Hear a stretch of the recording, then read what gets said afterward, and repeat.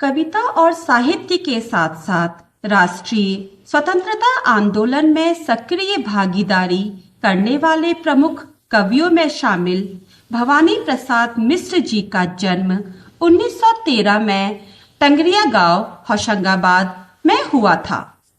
इनकी प्रमुख रचनाएं सतपुड़ा के जंगल, सन्नाटा, गीत फरोज, चकित है दुख, बुनी हुई रस्सी, खुशबू के शिलालेख, अनाम तुम आते हो, इदम न मम आदि हैं। अपनी कहानी कविताओं के लिए इन्हें साहित्य अकादमी, मध्य प्रदेश शासन का शिखर सम्मान, दिल्ली प्रशासन का गालिब पुरस्कार एवं पद्मश्री से अलंकृत किया गया। साहित्य के इस पुरोधा का वर्ष 1985 में स्वर्गवास हो गया। प्रस्तुत कविता घर की याद में कवि ने अपने जेल प्रवास के दौरान रात भर हुई वर्षा से व्यग्र परिजनों के प्रति मन में उठे मार्मिक भावों को अभिव्यक्त किया है। इस प्रकार कवि स्वयं घर से दूर होने के कारण व्यथित है, ताकि अपने परिजनों को वह दुखी न देख सके। वह अपने परिजनों को दुखी नहीं देख सकता, इसलिए वह अपने सारी दुख तकलीफ को उनसे छुपाता है। कवि की इन्हीं भावों की मार्मिक अभिव्यक्ति कविता के माध्यम से उन्होंने हम सबके सामने प्रस्तुत की है। तो बच्चों, मैं आपको भवानी प्रसाद मिश्र जी की कविता घर की याद का अर्थ समझाती हूँ।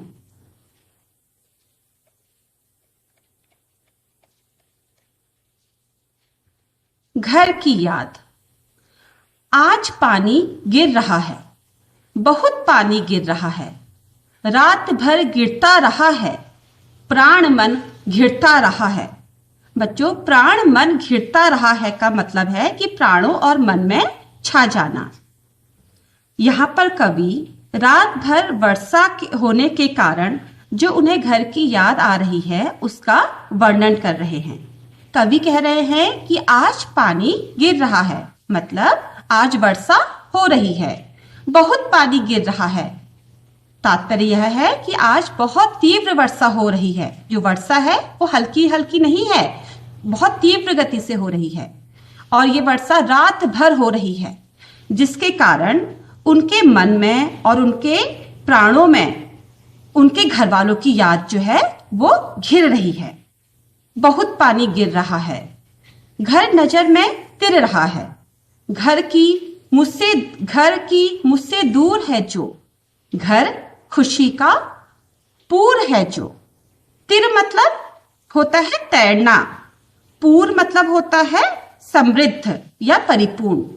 कवि कह रहे हैं कि बहुत तीव्र वर्षा हो रही है, और इस तीव्र वर्षा में वो जेल के अंदर है और उनके सम्मुख ऐसा प्रतीत हो रहा है उन्हें कि उन्हें अपना पूरा का पूरा परिवार अपने घर के अपने आंखों के सामने तैरता हुआ दिख रहा है। मतलब उनको अपना पूरा परिवार की याद आ रही है और वो अपने परिवार की मधुर स्मृति में अभी खोए हुए हैं। घर की मुझसे दूर है जो घर है उनका, वो बता रहे हैं कि जो घर है जो मुझे अभी याद आ रहा है वो उनसे बहुत दूर है।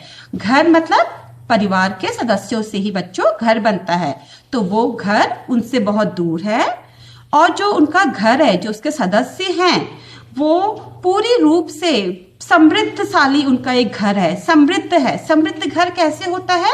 परिवार के लोगों से, उनके प्रेम से, उनके स्नेह से। तो वो कह रहे हैं कि मेरा घर जो है वो परिवार के सदस्यों के आपसी प्रेम से समृद्ध है।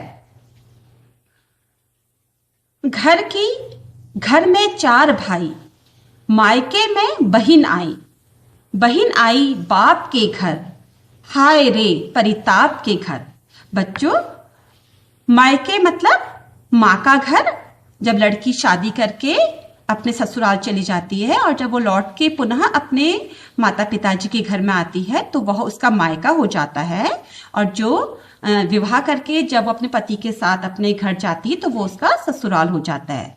तो यहाँ पर कवि जो हैं वो अपने अब घर के जो सदस्य हैं उनके बारे में बताते हुए कह रहे हैं कि घर में 4 भाई, जो उनका घर है वहां उनके 4 भाई हैं।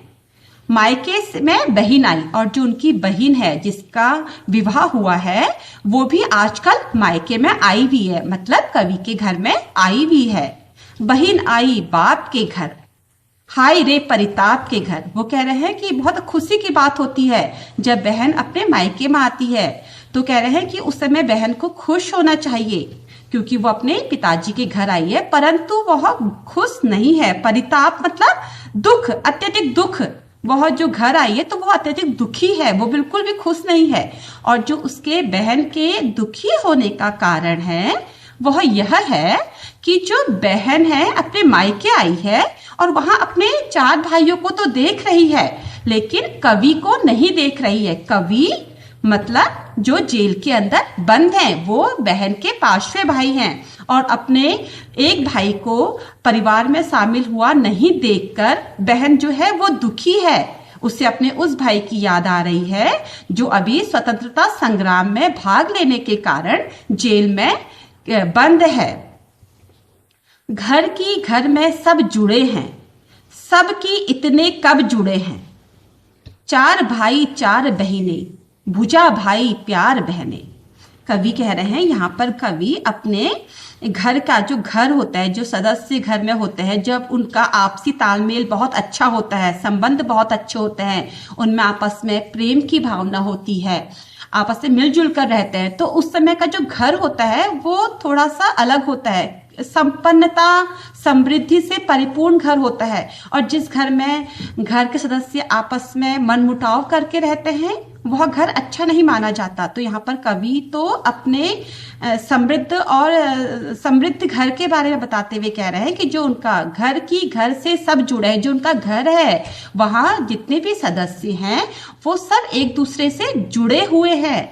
सबकी इतने कब जुड़े हैं और वो इतना ज्यादा उनमें आपस में घनिष्ठ संबंध है कि इतना शायद ही कहीं और देखने को मिले। 4 भाई 4 बहनें, उनके 4 भाई हैं और 4 बहनें हैं और जो उनके भाई हैं वो भुजा के समान है। भुजा मतलब हाथों के समान है, 4 हाथ हैं बच्चों, मतलब 4 हाथ है, मतलब कि वो उनमें आपस में इतना प्रेम है, इतना भाईचारा है कि वह 4 हाथों के समान है भाई कवि के लिए। और जो उनकी बहन है वो तो प्यार की मूर्ति है, स्नेह की मूर्ति है। वह अपने चारों भाइयों से इतना अधिक प्रेम करती है जितना उन्हें लगता है कि शायद कोई और ना कर पाए। और माँ बिन पड़ी मेरी, दुख में वह गड़ी मेरी। माँ की जिसकी गोद में सिर, रख लिया तो दुख नहीं फिर। गड़ी मतलब सहारा, स्नेह धारा सबको आप, अच्छा गड़ी मतलब सहारा। यहाँ पर जो कवि हैं वो अपनी माता के बारे में बता रहे हैं। इससे पहले वाली पंक्तियों में उन्होंने अपने घर के बारे में, वर्षा के बारे में बताया। ये बताया कि किस तरह वर्षा होने पर उनके आगे उनका पूरा परिवार आ रहा है। फिर अपने भाई और बहनों के बारे में बताया, उनके भाईचारे के बारे में बताया, उनके स्नेह के बारे में बताया।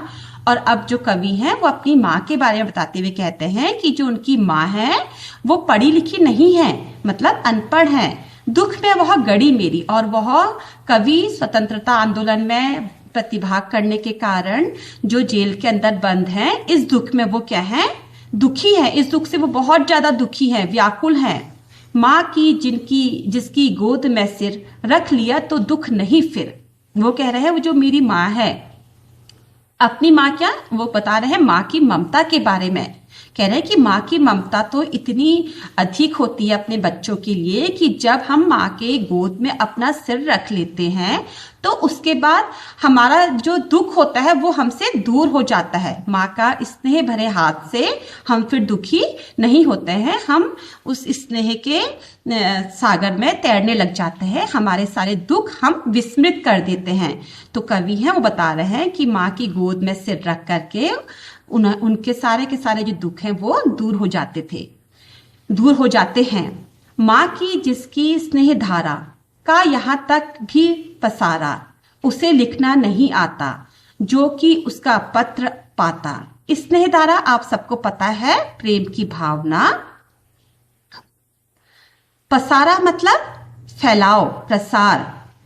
तो यहाँ पर कवि अपनी माँ की ममता के प्रसार के बारे में बता रहे हैं कि उसका कितना ज्यादा फैलाव है। वो कह रहे हैं कि जो उसकी माता का स्नेह प्रेम की जो धार है वो घर से लेके उन्हें, जहां वो जेल में बंद है वहां पर भी उन्हें वो सुनाई दे रही है, उन्हें वो महसूस हो रही है कि उनकी माँ का स्नेह अभी जेल में भी उनके साथ है। वो कह रहे हैं कि उन्हें लिखना नहीं आता, माता को लिखना नहीं आता, क्योंकि वो अनपढ़ है। उन्होंने पहले बताया है कि वो पढ़ी लिखी नहीं है, पर वह उनके लिए दुखी है। तो इसलिए कवि कह रहे हैं कि उन्हें लिखना नहीं आता, पढ़ना नहीं आता, इसलिए वह उनके लिए कोई पत्र नहीं भेज पा रही हैं। पर उन्हें, कवि को पता है कि उनकी माँ उन्हें रोज याद करती है और